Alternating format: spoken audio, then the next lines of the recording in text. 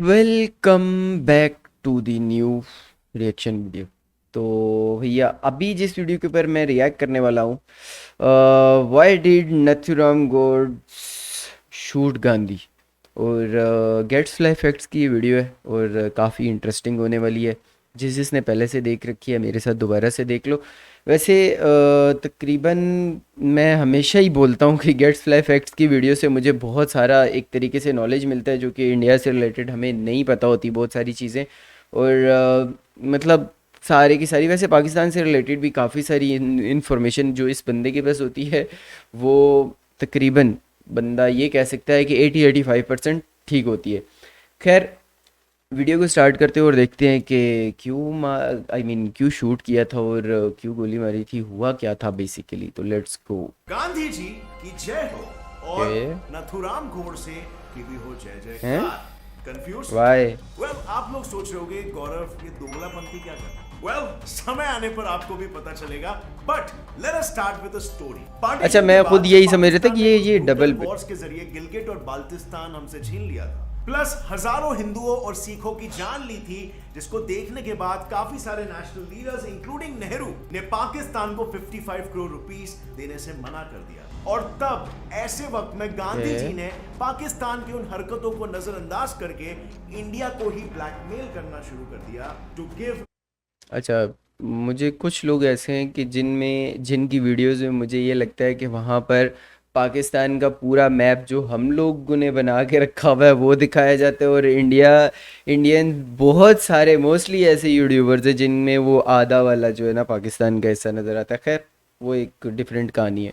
55 crore to Jinnah. But you know okay. What is more shocking? एक वक्त ऐसा भी था जब गांधी जी के रिलेशंस आरएसएस के साथ बने थे। इनफैक्ट उनके रिलेशंस इतने अच्छे थे कि आरएसएस के लोग मॉर्निंग प्रेयर्स में गांधी जी के मंत्र पढ़ा करते थे। और एक वक्त तो ऐसा भी था जब नथुराम गोडसे, जिन्होंने गांधी जी पर 4 गोलियां चलाई, वो भी एक समय में गांधीयन हुआ करते थे। तो गांधी जी के सोच और फिर विचारों मारा क्यों? से कदम मिलाए चला करते थे। तो फिर आखिर ऐसा क्या हुआ कि नथुराम गोडसे गांधी जी के अहिंसा के मार्ग को छोड़कर हाथ में पिस्तौल थाम लिए और उसी पिस्तौल से गांधी जी की हत्या कर दी? Well, let's find out in our today's wonderful video titled Why did Nathuram Godse killed Mahatma Gandhi? 19 मई 1910 की तारीख को महाराष्ट्र के बारामती शहर के एक मराठी चित्पवन ब्राह्मण फैमिली में नथुराम विनायक राव गोडसे ने जन्म लिया। नथुराम गोडसे का बर्थ नेम पैदाइश से स्टार्ट हो रहा है। था, बट एक्चुअली में नथुराम के जन्म से पहले उनके माता पिता ने 3 बेटे खो दिए और उन्हें लगा था कि उनके फैमिली में कोई भी बेटा ना होने का श्राप लगा है। और तभी तो उन्होंने नथुराम को रामचंद्र, जो उस वक्त एक लड़की का नाम था, वो दिया। एंड इनफैक्ट नोज पियर्सिंग तक करवाई। और ये सब तब तक चलते रहा जब तक नथु 6 साल के नहीं हो गए और उनका दूसरा भाई पैदा नहीं हुआ। और तब तक यानी कि 5th स्टैंडर्ड तक नथुराम ने बारामती में ही अपनी पूरी स्कूलिंग की और उसके बाद वे चले गए पुणे अपने आंटी। अच्छा, लड़की के नाम पे चलाया पहले था फर्दर स्टडीज करना, बिकॉज वहां पर इंग्लिश लैंग्वेज के स्कूल्स अवेलेबल थे। बट वहां पर जाकर उन्होंने कुछ ही साल पढ़ाई की, उसके बाद he just dropped out of school. And soon he became an activist with Hindu nationalist organizations like Rashtriya Swayamsevak Sangh RSS। और बस यही नहीं, नथुराम ने हिंदू महासभा उर्फ एचएम को भी ज्वाइन कर लिया था, जहां पर he was acting in a role of बौद्धिक कारवाह यानी कि ग्राउंड वर्कर। 1932 में महाराष्ट्र के सांगली शहर में आरएसएस की उन्होंने ज्वाइनिंग की थी और वहीं से ही उन्होंने साइमल्टेनियसली एचएम को भी ज्वाइन कर लिया था। And yes, both were right wing organizations। Nathuram ji ने अक्सर इन ऑर्गेनाइजेशंस में आर्टिकल्स लिखे थे, which he also oftenly published in newspapers। In fact उन्होंने एमएस गोलवलकर ने, अच्छा, पढ़ा लिखा बंदा था। उन दोनों ने मिलकर बाबाराव सावरकर की राष्ट्रीय मीमांसा पुस्तक को इंग्लिश में भी ट्रांसलेट किया। बट जब काम पूरा होने के बाद पूरे बुक के ट्रांसलेशन का क्रेडिट गोलवलकर ने अकेले ले लिया। तब 1942 के विजयदशमी के दिन गोडसे ने अपना खुद का एक ऑर्गेनाइजेशन फॉर्म किया, नेम्ड एज हिंदू राष्ट्र बल। अब साथ ही में वो आरएसएस और एचएम के भी मेंबर बने रहे और कुछ इस तरीके से उन्होंने आरएसएस का नाता कभी भी नहीं तोड़ा। पर ऐसा भी नहीं है कि आरएसएस के साथ सिर्फ गोडसे की इतनी गहरी हिस्ट्री रही है। महात्मा गांधी का भी काफी गहरा इतिहास रहा है आरएसएस के साथ। दरअसल बरसों पहले जमनालाल बजाज गांधी जी को वर्धा के आरएसएस कैंप में ले आए, जहां पर आकर गांधी जी कैंप के discipline, complete absence of untouchability and rigorous simplicity से काफी खुश हो गए। एंड उसके बाद तो बस वहां पर उनका आना जाना अक्सर लगा रहता था और बस उसी वजह से गांधी जी का और आरएसएस का रिश्ता काफी पक्का हो गया था। एंड रिजल्टिंगली आरएसएस के प्रेयर्स में भी गांधी जी का नाम जुड़ गया था। और ये शॉकिंग इसीलिए था क्योंकि आरएसएस के प्रेयर्स में सिर्फ मदरलैंड और सनातनी हिंदू धर्म के ही प्रेयर्स होते थे। बट शॉकिंगली आज से 5 दशक पहले आरएसएस के मॉर्निंग चैंट्स में प्रताह स्मरणीय के भी मंत्रास गाए गए थे which had names of great Indian personalities including Gandhi ji. But did you know कि जहां पर गांधी जी और आरएसएस के रिलेशंस इतने अच्छे थे, वहीं पर गोडसे भी पहले गांधीयन ही थे। दरअसल गोडसे ने पॉलिटिकल करियर की शुरुआत महात्मा गांधी के 1930 लाजिम कोई ना कोई ऐसा सीन हुआ होना है कि इख्तलाफ, मतलब एक बंदे को कोई ना कोई उस दूसरे बंदे की कोई बात ना पसंद आई होगी, या तो कुछ ऐसा काम गांधी जी का ना पसंद आया होगा जिसको लेके उसने कहा होगा कि नहीं, इस तरह नहीं, इस तरह होना चाहिए, तब जाके हुआ होगा। ये सारी कहानी उसी तरफ जा रही है। डिसोबीडियंस कैंपेन का वॉलंटियर बनकर ही थी। And also on some important points, the RSS line and the Savarkar line in the Hindu Mahasabha coincided with the Gandhian line. और यही वजह थी कि उस दौरान गोडसे ने एक ऑर्गेनाइज्ड हिंदू मूवमेंट भी खोज लिया था। And without any formal affiliation to Congress, Nathuram Godse ने Hindu society against casteism and untouchability की भी खोज की थी। In fact, in 1938, गोडसे ने गांधीयन स्टाइल में Muslim dominated princely state of Hyderabad में हिंदू महासभा एक्टिविस्ट का anti Hindu discrimination campaign lead किया। And he even got arrested there and was present for over a year. जिसके बाद अच्छा, ये काम भी चल, गोडसे गांधीयन से सेक्युलरिस्ट बन गए। He started believing कि all Indians should enjoy equal rights and complete equality on the basis of democracy। और साथ ही में उन्होंने इस बात का भी वर्णन किया था कि कोई भी कम्युनल आइडेंटिटी के बेसिस पर स्पेशल प्रिविलेजेस नहीं मेंटेन करना चाहिए। और इन्हीं विचारों के साथ गोडसे के ये नए विचार गांधी जी के सारे विचारों के खिलाफ जाने लगे। यहाँ पर सवाल ये आता है कि आखिर ऐसा क्या ये हुआ चीज था है कि गोडसे ने गांधी का इतना साथ देने के बाद आखिर में ये साथ छोड़ दिया तक तो ठीक था, लेकिन गांधी जी से उन्हें घिन क्यों आने लगी? वेल, गोडसे ने जब अपने मृत्यु के पहले कोर्ट रूम में अपना बयान दिया था, तब उन्होंने इस बात का जिक्र किया था कि आफ्टर ही जॉइंड गांधी, उन्होंने गांधी के जीवन को नजदीक से परखना चाहा, जहां पर वो उनके जीवन से और उनके विचारों से काफी इंप्रेस हुए थे। पर वहीं पर उनकी कुछ भारी गलतियों ने गोडसे को बहुत दुख भी पहुंचाया। ये जो हादसे थे जिन्होंने गोडसे को बहुत दुख पहुंचाया था, वो है as follows. Number 1, Gandhi ji and the Khilafat movement. Gandhi ji के मुस्लिम्स के डिमांड्स को पूरा करने की फ्रूटलेस कंसेशंस की ट्रायल खिलाफत मूवमेंट से ही शुरू हुई। ये वही मूवमेंट थी which supported the preservation of the Ottoman Caliphate and इस्लाम के sacred places की sovereignty के restoration के लिए ये किया जाता। मुस्लिम्स की जो एक होता है, मतलब खिलाफत बोलते हैं, और उसमें एक बादशाह होता है, वो ये भी एक डिफरेंट कहानी है। ये वही लेकिन उसमें which was also opposed by Muslim modernists like Jinnah led by the brothers Muhammad and Shaukat Ali। पर गांधी के होते हुए ये ऑपोजिशन कब तक रहता? इस मूवमेंट को सक्सेसफुल बनाने के लिए गांधी ने मुस्लिम्स को ब्लैंक चेक ऑफर कर दिया था, प्लस उन्हें नेशनल कांग्रेस का फुल सपोर्ट दिया था। और सभी भाइयों को राजी रखने के लिए गांधी जी ने उन्हें अनएंडिंग कंसेशंस दे रखे थे, मानो उनको आसमान पर चढ़ा रखा हो। पर इतना सब करने के बाद भी गांधी को क्या कुछ मिला जो उन्हें चाहिए था?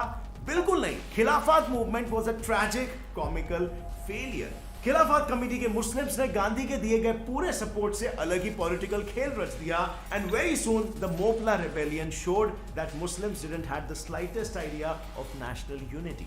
पर बात सिर्फ यहीं तक होती तो भी गोडसे को उतना फर्क नहीं पड़ता।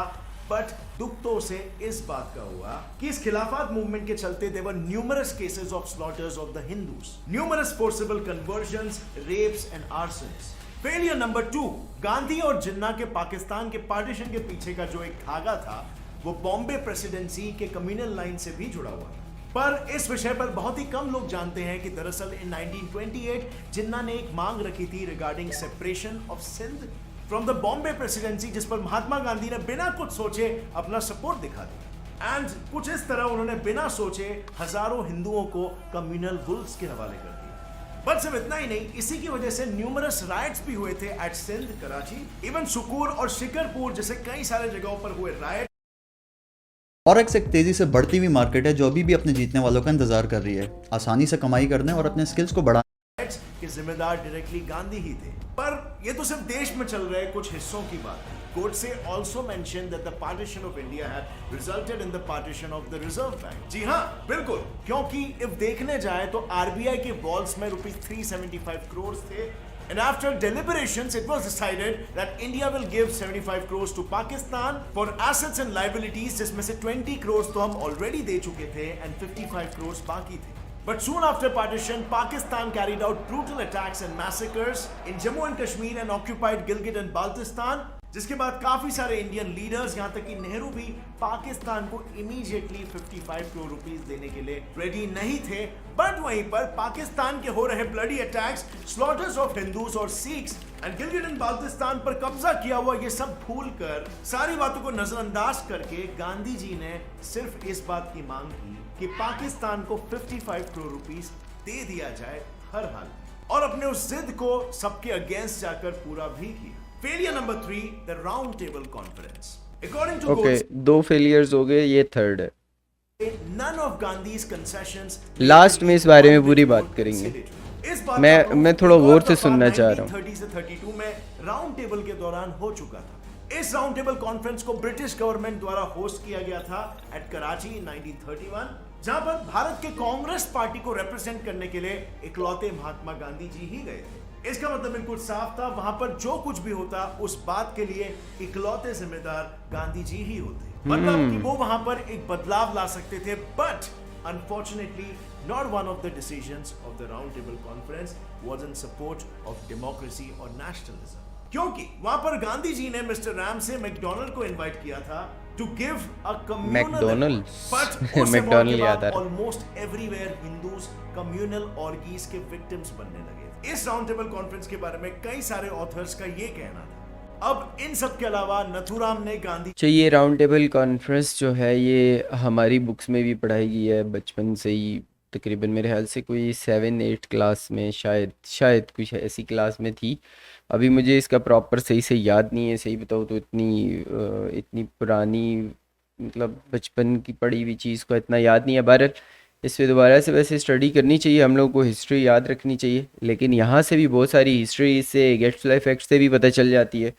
Let's go. भगत सिंह, शिवराम राजगुरु और सुखदेव थापड़ की भी मौत का जिम्मेदार ठहराया, और जब उनकी फांसी ना रुकवाने के विषय पर नेताजी सुभाष चंद्र बोस जी ने सवाल उठाए, तब गांधी जी ने उन्हें अपना शत्रु बना दिया। अब यही सारी वजहें थी जिससे अपसेट होकर नथुराम गोडसे का खून खौलने लगा, और 30 जनवरी 1948 को जब गांधी जी मनुबेन और आभा के साथ प्रेयर के लिए जा रहे थे, तब गोडसे गांधी जी का रास्ता काटते हुए उनके सामने आ खड़े हुए, और सबसे पहले तो उनके उच्च विचार के लिए उनको नमस्कार किए और उनके पैर पड़े, और उसके बाद एक पेट्रियट की तरह अपने बुक से पिस्तौल निकालकर गांधी जी की हत्या कर दी। जिसके बाद गांधी जी के बस आखिरी शब्द थे, हे राम हे राम।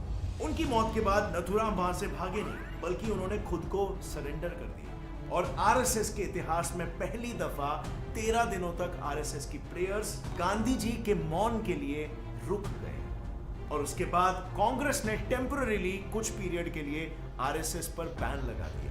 अब यहाँ पर सवाल ये उठता है, अच्छा, कि इन पे जब बैन गांधी भी लगा जी है के और इससे। आरएसएस के इतने अच्छे रिलेशंस थे कि आरएसएस ने अपने हिस्ट्री को तक बदला था, तो क्या गांधी जी के मौत के पीछे आरएसएस का कोई लेना देना या फिर वो नथुराम गोडसे जी की अपनी खुद की थिंकिंग के कारण था? आपको क्या लगता है फ्रेंड्स, नथुराम गोडसे का ये अटैक आरएसएस इंस्पायर्ड था या वो उनकी खुद की थिंकिंग का एक रिजल्ट? कमेंट सेक्शन में शेयर करना मेरे साथ, और इसके साथ मैं ये भी जानना चाहूंगा कि आपको गांधी जी का पॉइंट ऑफ व्यू कैसे लगा? क्या आपको लगा कि उन्होंने जो किया वो सही था या फिर? अच्छा, यहाँ पर हम लोग बात कर लेते हैं बहुत सारी चीज़ें। देखो, अगर गांधी जी की बात करो तो गांधी के उन्होंने कुछ जो गलतियाँ, एक तरीके से गलतियाँ बोलो या तो, लेकिन एक लीडर जो होता है ना, लीडर, अब हम लोग अगर पाकिस्तान में बात करें तो पाकिस्तान इस टाइम पे इमरान खान भी है, लीडर से भी कुछ ना कुछ होते तो इंसान है, कुछ गलतियां होती है, कुछ ऐसे स्टेप्स होते हैं कि जो कि उनके रूल्स रेगुलेशंस के खिलाफ नहीं जाना चाह रहे होते। मतलब अगर उन्होंने हाँ बोल दिया या किसी को बोल दिया कि हमने तुम्हारे साथ ये वादा किया है, तो उस वादे को पूरा करने के चक्कर में वो सारा काम कर जाते। लेकिन हो सकता है दूसरी पार्टी को ना अच्छा लग रहा हो, जो अपोजिशन में बैठा है उसको ना अच्छा लग रहा हो, तो उस वजह से भी ये प्रॉब्लम्स आ सकती है। बहरहाल जहाँ तक रही ये पूरी की पूरी हिस्ट्री, तो मोस्टली हिस्ट्री पाकिस्तान और इंडिया की ना डिवाइड ही हुई हुई है। बहुत सारे इंडियंस, अब मेरे कमेंट सेक्शन में भी बहुत सारे लोग ऐसे बैठे हुए होते हैं जो कि ये बोल रहे होते हैं कि हिस्ट्री आपको गलत पता है या आपकी बुक्स में गलत पढ़ाई जाती है और हमारी बुक्स में सही पढ़ाई जाती है, या मतलब आपकी बुक्स में है ही टोटली गलत।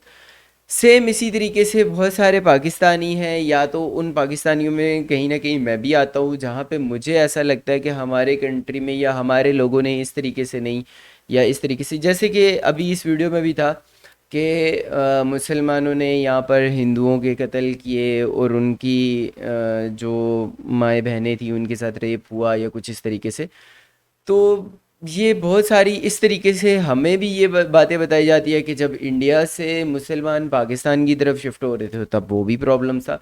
लेकिन इस सारे के सारे हम लोग अगर ऐसे अपने आसपास राउंड अबाउट देखते हैं ना, तो हमें एक ही चीज़ नज़र आती है कि अंग्रेज़, जिन्होंने दो कौमी नज़रिया भी इस तरीके से मतलब पूरा बनाया, इस तरीके से कि डिवाइड एंड रूल्स इस तरीके से किए कि वो प्रॉब्लम सारों के लिए क्रिएट होगी। इस साइड वाले लोग उधर जाना चाह रहे थे, उधर वाली साइड के लोग इधर आना चाह रहे थे, तो उस बीच में जो भी लड़ाइयाँ हो रही थी उसमें जो भी नुकसान हो रहा था, तो दोनों तरफ से नुकसान हुआ है। खैर वैसे कहते हैं, हमेशा हमेशा यही कहा जाता है कि जब भी जंग होती है तो उसमें फिर ये नहीं होता कि ये जीता या वो जीता, इसमें नुकसान होता है, एक का भी नुकसान होता है दूसरे का भी नुकसान, जाहिर सी बात है। अगर एक इंसान की भी लाइफ जाएगी तो वो फिर नुकसान है। खैर वीडियो काफ़ी इंटरेस्टिंग थी और मुझे इस स्टोरी के बारे में सीरियसली ये मुझे पता था, कोई नथुराम नाम का, मतलब अभी मैं देख के पढ़ा हूँ, मुझे ये नाम भूल जाता है। तो इस तरीके से कॉमन नाम नहीं है ना पाकिस्तान में, तो इस तरह का नाम था जिस बंदे ने कत्ल किया था इनका। तो लेकिन ये नहीं, पूरी इसके पीछे की बेसिक कहानी नहीं बताती। खैर वो कहानी भी आप लोगों को कैसी लगी, please like and share and comment ज़रूर करके बताना है। अपने अपने, जाहिर सी बात है यार, हर बंदे को हक है, हर बंदा अपनी राय बता सकता है। और अगर वीडियो पसंद आई है तो लाइक ज़रूर, और अगर कोई और वीडियो पे रिएक्शन चाहते हो, रिएक्ट करना, मैं रिएक्ट करूँ तो लाजिम करूँगा। उसके लिए कमेंट सेक्शन में आप लोग वो लिंक भी दे सकते हो, नहीं तो मेरा इंस्टाग्राम का लिंक आप लोगों को मिल जाएगा, वहाँ पे भी कर सकते हो। खैर एक और वीडियो के साथ दोबारा मिलते हैं, तब तक के लिए बाय।